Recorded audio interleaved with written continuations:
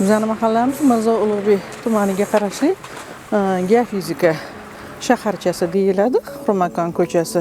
Bu atrofda endi birinchi ko'chalar bor. Biz hamisha mamnun bo'lamiz bularning xizmatidan. Chunki o'z vaqtida yig'ishtirib olib ketishadi. Menga ayniqsa yoqadigani bayram bo'ladimi, hayit bo'ladimi? Masalan, yangi yil kutib, ertasiga mazza qilib uxlab yotgan bo'lsa, o'sha bularni keladigan kuniga to'g'ri kelsa, albatta kelishadi.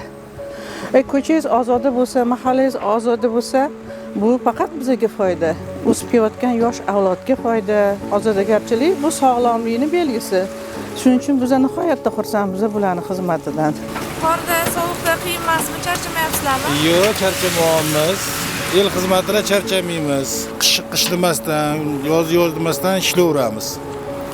Bayram demasdan xalq xizmatida yuraveramiz. Bir kunda 2-3 ta mahallani ko'taramiz. Katta mahallalarni kechgacha ishlaymiz. İşimizden biz o'zimiz mamnunmiz. Fuqarolar chiqindimi, saralab chiqarishadimi? Yo'q. Chiqarishaveradi, biz ortaveramiz. Fuqarolar rozi bo'lsa, biz ham rozimiz. Bir kunda 2-3 ta mahallani olamiz.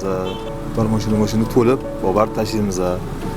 Yoz kunida ham, qish kunida ham savo sig'sa demay ishlab, xudo xolasa yurtimizga, o'sha aholalarimizga chiqindilarni tozalash bo'yicha o'z xizmatimizni qo'shib kelyaptik. Chiqindilarni bartaraf qilib, qanday tozaligiga rioya qilib yurishimiz bizning vazifamiz. 2019dan beri ishlayman shu yerda. Tirikchiligim shu yerda. Odamlar saralab ham taylaydi, saralamay ham taylaydi. Saralab joy-joyiga top-tozagina qilib ushlab o'tiribmiz. Mana unga plastiklar taylaymiz. Unisiga qog'ozlarni taylaymiz. Paketlarni olib kelib, o'zimiz ayirib alohida qilib ayirib beramiz. Musorvozlar o'zlari keladi, alohida qoplarga solib, o'zlari olib ketadi.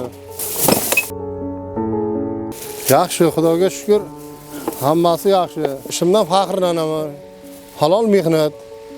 Shu bola chaqam shuni orqasidan boqib yopdim. Hammasi zo'r, ozodagina.